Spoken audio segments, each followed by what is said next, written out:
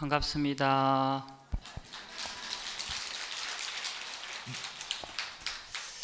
오늘은 이 봄과 묘화에 관한 이야기를 할까 합니다. 다 같이 합창하시고 진로영달사 비상하니 김파성누주 일장이라 불실번한 철골라면 쟁등매와 박비향이니라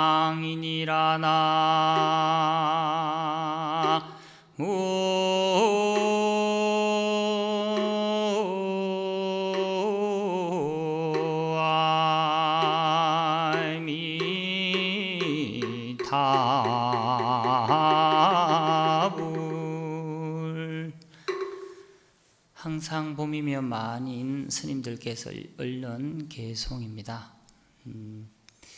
당나라 시대에 전신보묘와 왕릉록을 지으신 황벽 선사의 개송인데 진로형탈사 비상이다. 진로라는 것은 번뇌망념 또는 생사 이렇게 생각하면 됩니다.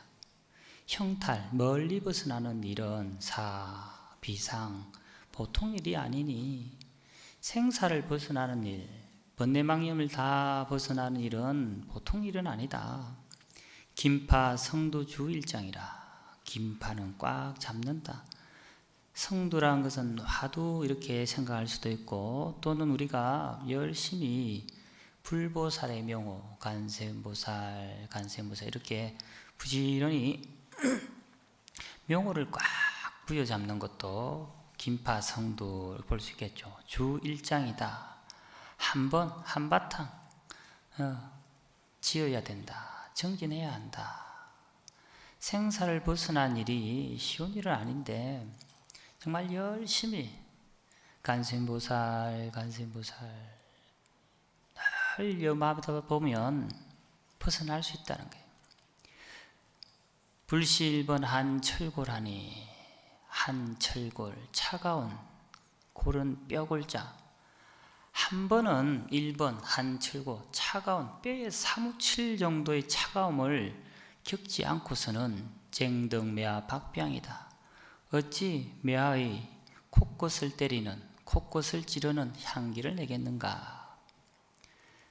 매화는 이 긴 추운 겨울을 지내면서 한 번은 뼈에 사무칠 정도의 깊은 시름을 겪고 난 뒤에야만 매화의 그 진한 향기가 날 수 있다라는 말이죠. 지난 3일은 24절기 중 첫째 절기인 입춘이었습니다. 곧 절기상 한 해가 시작하는 날이었다라는 거죠. 24절기 첫 번째가 입춘이잖아요. 보통 우리들은 24절기를 음력으로 잘못 생각하시는 분들이 있는데, 그런데 일반적인 인식과 달리 입춘은 태양력, 양력입니다. 24절기라는 것이 중국 주나라 때 시작된 것으로 우리나라에는 이제 삼국시대 때 들어왔다고 전해집니다. 입춘하면 생각나는 것이 봄, 그리고 매화죠, 매화. 매화를 봄의 전령사다. 봄이라는 메시지를 안고 온다. 지난달 하순부터 제 방 폐업실 앞에 자장 홍매화가 피기 시작했습니다. 한 2주 정도 지났는데 지금도 올 때 보니까 많은 작가들이나 시민들이 와서 사진을 찍고 있습니다. 어떤 분들은 새벽 동 트기 전에 자리를 딱 잡아놓고 기다리는 분들이 의외로 많아요. 해가 질 때까지 하루 종일 많을 때는 한 50명, 30-40명이 늘 앞에서 사진을 찍습니다. 제 방문을 탁 열고 보면 사람들은 다 매화를 찍고 있는데 저는 그 매화를 찍는 사람을 찍고 있어요. 하도 신기해서 어떻게 하루 종일 사람들이 앉아가지고 어떤 분은 그림을 그리기도 하고 그렇게 장사진을 이루고 있습니다. 통도사 자장매는 한반도에서 가장 먼저 봄을 알린다 이렇게 전해지고 있습니다. 보통 매화가 피는 시기가 2월에서 3월 이 사이인데 자장매는 좀 일찍 음력 12월, 지금 음력 12월이죠. 섣달이라고도 하고 또는 보통 절에서는 나벌 이렇게 하잖아요. 예. 그래서 나벌에 핀다고 해서 나파 이렇게 부르기도 합니다. 나파. 특히 올해 자장매는 작년보다 좀 일찍 꽃방울을 터뜨렸습니다.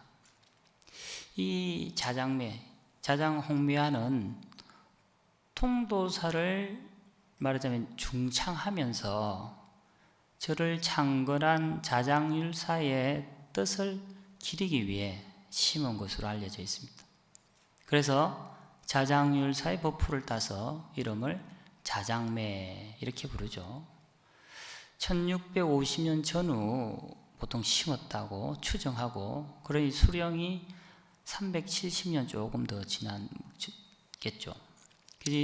오늘 막 오기 전에 자장매를 보다가 왔는데 이번 일요일이나 다음 주 정도 되면 만개하지 않을까.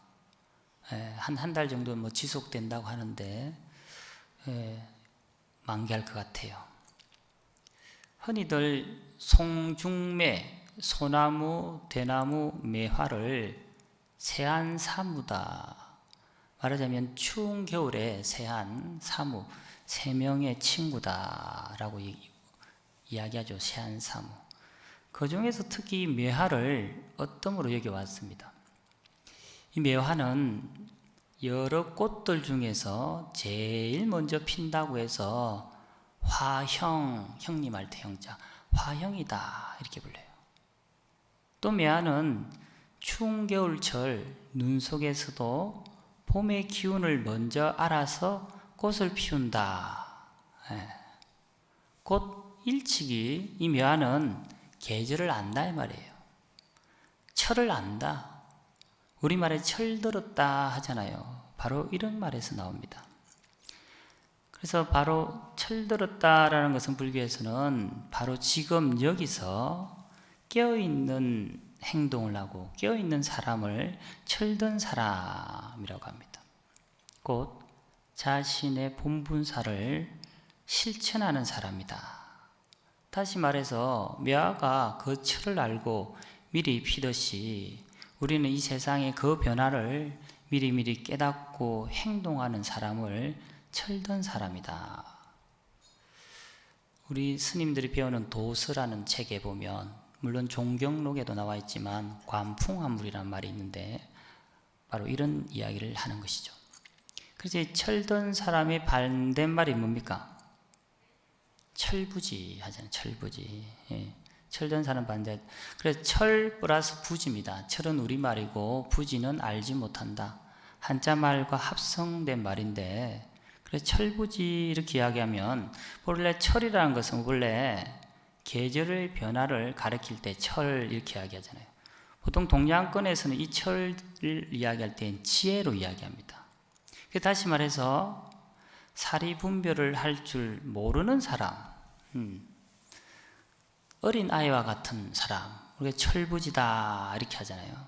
그래서 바로 지금 여기서 깨어있지 않는 삶을 사는 사람, 자신의 본분사를 실천하지 않는 사람, 세상의 변화를 깨닫지 못하는 사람, 즉 정법의 안목이 없는 사람을 철부지다 이렇게 합니다. 그래서 우리는 철들어야 되겠죠. 사람이 철들면 죽는다고 하는데 계속해서 그 매화 이야기를 좀 더 이야기하겠습니다. 청나라 때 국몽인이라는 사람이 쓴 책 독서기술학이라는 책에 매유사덕사기조라는 게 있습니다. 그냥 줄여서 매유사기라고 하는데 말하자면 매화의 4가지 귀한 모습에 대한 이야기가 있습니다. 말하자면 매화를 어떤 매화가 아주 귀한가, 매화를 어떤 매화를 어떤 식으로 감상하는가에 대한 기준을 적어 놓았다 할 수 있는데, 이 묘화가 상당히 우리 수행자와 닮은 모습을 하고 있습니다. 그래서 그 묘화의 4가지 기준, 묘화 4기조에 보면 첫 번째, 어떤 묘화가 아주 귀한 묘화냐, 훌륭하고 아름다운 묘화냐 할 때 첫째가 기희 불기번이라고 해서 희는 드물다, 불기번, 번이라는 것은 무성하다, 많다 이 말이에요. 그래서 첫째가 묘화는 그 가지가 드문 것이 귀하고 번잡한 것은 귀하지 않다. 너무 묘화가 많이 이렇게 난 것보다 드문드문 이렇게 난 가지가 드문드문 있는 것이 훨씬 더 좋다는 거예요. 마찬가지로 우리 수행자들도 너무 화려하게 많은 것을 갖고 좋은 옷을, 좋은 집을, 좋은 차를 너무 화려하게 많은 것을 가지고 있는 그런 모습보다는 조금 모자라는 듯 소욕치족이라고 하잖아요. 그래서 부유한 수행자보다는 약간 없는 듯한 소욕치족한 그런 모습의 삶을 사는 스님이 훨씬 더 귀하게 보이겠죠. 둘째가 귀노 불기비라고 해서 귀수불기비라고 해서 두 번째가 기노불기눈이네. 예.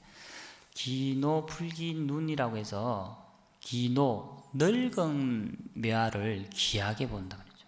불기눈이라는 것은 어릴 눈자를 써서 어린 묘화보다는 좀 나이 든 거, 노매, 아주 늙은 묘화를 훨씬 귀하게 여긴다는 겁니다. 개초심학인문에 보면 대자는 위영하고 소자는 위제다. 절에서는 일찍 출가를 해서 말하자면 성납, 법납이 많은 분들이 위사람을 하고 좀 늦게 들어온 사람은 아우로 생각한다. 그래서 장유유수라는 말이가 비슷한데요. 법납으로 보면. 그래서 세상 사람들은 보통 나이가 들어서 한 60이 지나고 70 정도 되면 누구나 다 퇴직을 하죠, 대부분. 그래서 퇴직을 했는데 요즘 아직까지는 건강하잖아요. 그렇지만 자신의 전공을 살리지 못하고 단순한 일들을 하게 되고 심지어 일이 없어서 그냥 지내는 분들도 있는데, 근데 절집안은 거꾸로 돌아가요. 법납이 많으면 많을수록, 말하자면 나이가 많을수록 대접을 받습니다. 어딜 가더라도 먼저 위에 모시고 또 금압이나 품문비를 드려도 더 많이 드리고 항상 어른 스님을 먼저 챙기는 그런 모습들이 마치 묘화와 비슷하다. 귀노불기눈이다. 늙은 묘화를 훨씬 더 귀하게 여기고 어린 묘화는 조금 더 덜 귀하게 여긴다. 세 번째가 기수불깁인데, 수라는 것은 여위다, 말랐다 이런 말이죠. 불기비는 비만, 뚱뚱하다 이 말이죠. 그래서 묘화는 마른 그런 묘화를 귀하게 여기고 너무나도 살찐 풍성한 이런 묘화는 좀 덜 귀하게 여긴다. 마치 수행자도 그와 비슷해서 요즘은 너무 잘 먹고 또 근본적으로 태어날 때 살이 찌는 체질도 물론 있지만 스님들이 또는 수행자들이 뚱뚱한 모습보다는 좀 마른 체형, 마른 수행자가 훨씬 더 귀하게 보일 수 있다는 거죠. 물론 제 관점에서 보는 것입니다만. 그래서 수행자는 늘 소식과 절제가 따라야 되겠죠. 그래서 참 묘화랑 많이 닮았습니다. 네 번째가 귀한 불기계라고 해서 함이라는 것은 머금을 함자를 써서 묘화는 이렇게 다소곳이 봉우리 짓다고 하죠. 꽃몽우리 이렇게 완전히 핀 것보다는 다소곳이 오므린 것, 봉우리 진 것을 귀하게 여기고 너무 활짝 펴져 있는 묘화는 덜 귀하다 그런 말이죠. 말하자면 수행자들도 많이 알고 많이 공부하고 많이 수행이 되면 될수록 겸손해지고 친절해야 된다는 거예요. 겸손하고 친절한 수행자가 되어야 된다. 법화경 제2방편품에 보면 정상만이라는 말이 나오거든요. 법화경 제2방편편 시작이 이렇게 시작합니다. 부처님께서 세존께서 무량의처삼매 선정에 딱 들고 계시다가 그 삼매로부터 딱 나오셔가지고 하시는 말씀이 모든 부처님의 지혜, 열애지견이라고 하는데, 부처님의 지혜는 깊고 한량 없어서 이해하기 어렵고 들어가기 어렵다. 난입, 난해, 난해, 난입. 부처님 법을 이해하기도 어렵고 그 깨달음에 들어가기 어렵다. 일체 성문이나 벽집을, 말하자면 소승들은 알 수가 없다, 이 법을. 그렇게 이야기하십니다. 그러면서 왜냐하면 부처님께서 깨달은 이 법은 무수한 급 동안 한량 없는 도법을 수행하고 용맹전진하여 깊고 깊은 미정유란 말은 일찍이 있지 않은 것, 보도 듣도 못한 그런 법, 미정유한 법을 성취하여 말씀하신 것이기 때문에 그 뜻을 알기 어렵다, 이렇게 해요. 말하자면 부처님께서 한량 없는 오랜 세월 동안 수행 정진에서 깨달은 이 미정유한 법은 너무 깊어서 성문이나 영각 같은 소승들은 알 수가 없다. 그러면서 부처님께서 사리부리여, 내가 요점만 들어서 딱 핵심만 말하자면 한량 없고 거지없는 미정유한 법을 부처님이 모두 성취한 것이기 때문이다, 이렇게 해요. 그러면서 갑자기 부처님께서 이렇게 말씀을 막 하시다가 갑자기 그만두어라, 그만두어라. 말하자면 말해서 뭐 하겠느냐, 내가 다시 말해서 뭐 하겠느냐, 내가 이렇게 말해봐야 이 법은 이해하지 못하고 알아듣지도 못한다. 오직 부처님만이 이 법을 이해할 수 있다, 이렇게 이야기해요. 그런데 대중들은 그냥 가만히 부처님께서 혼자 말씀을 막 하시잖아요. 근데 대중들은 가만히 앉아 듣고 있다가 보니까 지금까지 부처님께서 이렇게 막 말씀을 하시는데 무슨 까닭으로 이렇게 이 부처님 법이 깊고 이해하기 어렵고 우리가 따를 수 없다고 이렇게 말을 하시나? 우리는 분명히 부처님의 말씀을 의지해서 지금까지 열심히 수행을 해서 열반에 이르렀는데 지금 하시는 말씀을 이해할 수가 없겠다. 갑자기 부처님이 우리 지금 열심히 부처님 법을 따르고 수행하고 열반에 이르렀다고 알고 있는데 부처님이 내가 지금 말하려고 하는 이 법은 너희들은 이해할 수 없어. 아유, 말해서 뭐해, 이렇게 한다는 거예요. 그러면서 부처님께서 사리불에게 다시 한 번 더 그만두자. 내가 말해서 뭐 하겠느냐. 만약 이 법을 내가 말을 하게 되면 세간에 있는 모든 중생들이나 천신들이 모두 이 법을 듣고 놀라서 의심하고 믿지도 않고 정상만이 교만한 사람, 아니면 내가 좀 잘 안다, 잘난 체 하는, 깨달았다라고 생각하는 그런 정상만인들은 지옥의 구렁텅이에 떨어질 것이다, 이렇게 얘기해요. 그 말을 듣는 사리불이 부처님께 부처님이시여 세존이시여 파라옵건대 말씀해 주십시오. 궁금하잖아요. 뭘 이야기하는지. 그래도 부처님이 그만두자. 내가 말을 해서 뭐 하겠느냐. 너희들이 알아듣지도 못할 걸. 아유, 부처님 또 다시 사리불이 말씀해 주십시오. 이렇게 3번을 거치고 3번을 청한다. 삼지삼청이라는 게 나옵니다. 그래서 부처님께서 너희들이 이렇게 3번이나 이렇게 청하니까 내가 이제 법을 말하려고 한다, 이렇게 하면서 드디어 그 말하자면 법화경이겠죠. 법을 딱 설하려고 할 때, 그때 이렇게 모여있던 대중 가운데 비구, 비구니, 우바세, 우바이, 말하자면 사부 대중 5,000명이 자리에서 일어나 나가버립니다.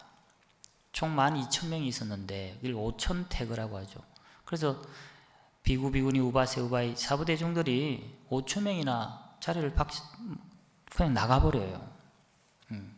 법을 이제 시작하려고 하는데, 말하자면 이 5,000명들은 또 부처님 뭐 같은 말 또 하실 건데, 또는 내가 다 아는 건데 이런 생각을 가진다는 거예요. 우리 개초심학임을 보면 문법지차에 열이박빙하라 라는 말이 있습니다. 문법지차, 법문을 들을 때에는 열이박빙, 아주 얇은 얼음을 걷는 것과 같은 그러한 심정으로 마음으로 들어라 이런 말이 있는데, 이런 5천 명의 대중들은 부처님 또 뭐 비슷한 말을 하지 않겠나 하고 나가버렸다는 거예요. 대자대비한 부처님께서 만약에 이 대중들을 어여삐 여겼다면 얘들아 이 법을 듣고 나가더라, 법을 들으라 하고 하실 텐데 부처님 일체 말씀을 하지 않으십니다. 말리지도 않고 묵묵히 계셨습니다. 그리고 난 뒤에 그 5천 명이 나간 뒤에 말씀하시기를 이제 여기 있는 대중은 더는 잎과 가지가 없고 오로지 열매들만 있구나 라고 하시고 법을 쓰라 하십니다.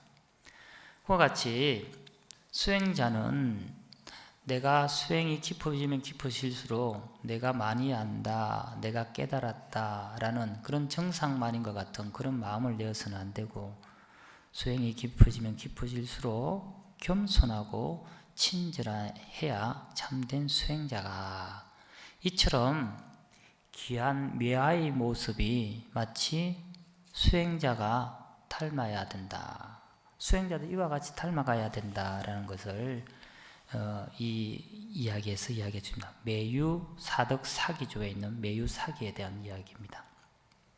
자, 조금 더 이야기해 보겠습니다. 합창하시고. 친일 심춘 불견춘하고 망해 다편 농둔이라 길에 우가 매하이니 춘제기도 20분 이로다나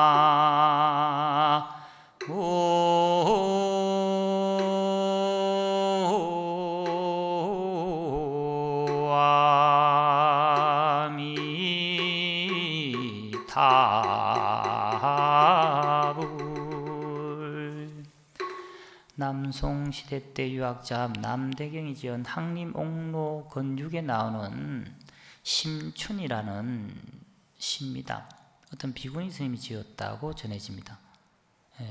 진일, 심춘, 불견춘이다. 진일, 혼종일, 심춘, 봄을 찾아서 헤맸는데 불견춘이다.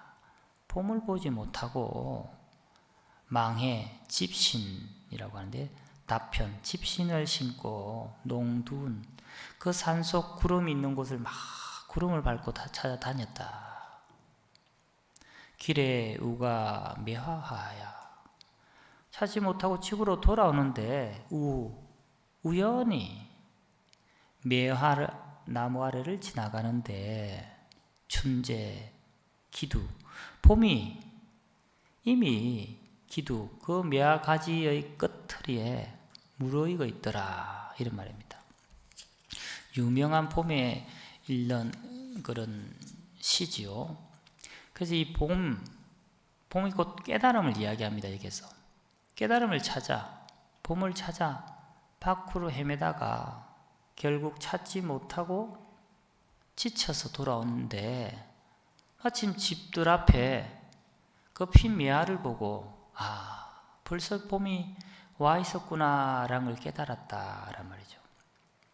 곧 깨달음은 밖에서 구하는 것이 아니라 이미 내 안에 갖춰져 있다라는 평범한 진리를 이 매화를 통해서 보여주고 있습니다.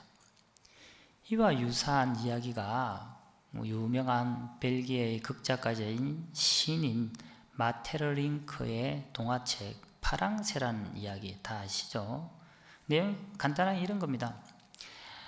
이 가난한 나무꾼의 아이인 치러치러와 미치러 남매인데 이 두 아이가 크리스마스 전날에 같이 꿈을 꾸는데 그 꿈속에서 마귀 할머니, 마법사 할머니가 나와가지고 자신의 병든 딸을 위해서 파랑새를 찾아주세요라고 부탁을 해요.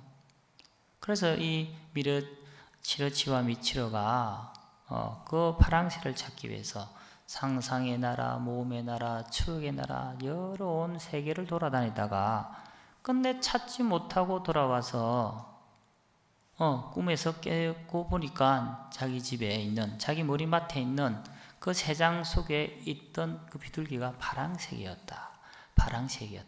파랑색. 그래서 곧 진정한 행복은 가까이 있음을 알려주고 있습니다. 이후 이 파랑새라는 것이 이제 행복을 상징하는 새가 됐죠. 그래서 이 진리와 행복은 먼 곳에 있지 않다. 늘 우리 곁에 있다.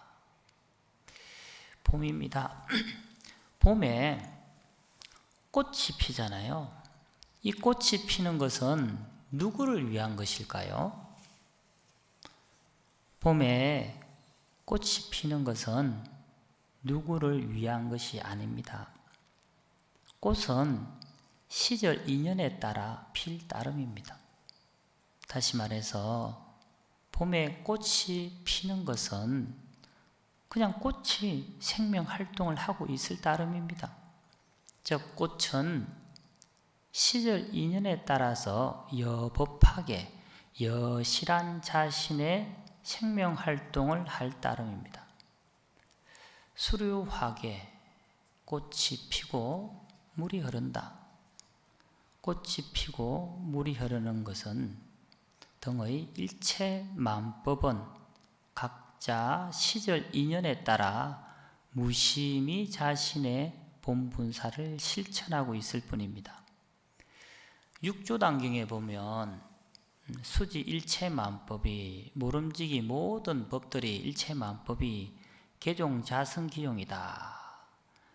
개종자성, 모든 것이 다 자성, 말하자면 진여자성으로부터 일어난다라는 말이 있습니다. 곧 일체만법이 모두가 다 자성, 불성에서 일어난다는 것입니다. 법성계도 불수자성, 수연성이란 말이 있죠. 불수자성, 자성을 지키지 않고 자성이 자기의 성품을 고집하지 않고 인연 따라서 이루어진다. 불수자성, 수연성이라고 했습니다. 말하자면 물이 동그란 그릇에 넣으면 동그랗게 변하고 세모 그릇에 넣으면 세모 모양으로 변하듯 그 형태가 바뀌어 담기듯이 무엇이든 인연에 따라서 만들어가는 것입니다. 때가 되면 피는 꽃처럼 입춘에 덜입자가 아니고 설입자를 쓰죠. 설입자와 덜입자는 쓰임새가 다릅니다. 덜입자는 들어간다. 안에서 밖으로 들어간다. 입학, 학주에 들어간다. 입주, 주거지로 들어간다. 근데 설립자는 무엇이 섰다, 되었다, 이루어진다, 나타난다 그런 뜻입니다. 그래서 입춘, 봄이 되었다. 입추, 가을이 되었다. 입동 등이 있습니다. 그러므로 입춘대길, 봄을 세워라. 봄을 세우면 대길, 크게 길할 것이다. 이제 봄이 오겠구나 하며 기다리지만 말고 세월이 가면 언제나 오는 봄이 아니라 우리가 세워야 합니다. 자기 자신이 희망의 봄 기운을, 행복의 기운을, 파랑새를 불러와야겠다고 마음을 낼 때 비로소 이 세상에 봄이 옵니다. 나에게도 봄이 옵니다. 겨울 내 얼어붙었던 대지에 온기가 감돌기 시작했습니다. 곧 대동강 물도 풀린다는 우수가 머지않았습니다. 신축년 올 한 해 자신이 주인공이 되어 크게 길하는 날들이 기를 발언하겠습니다. 간절히 기도하십시오. 간절하면 통합니다. 간절하면 이루어집니다. 나무관세음보살.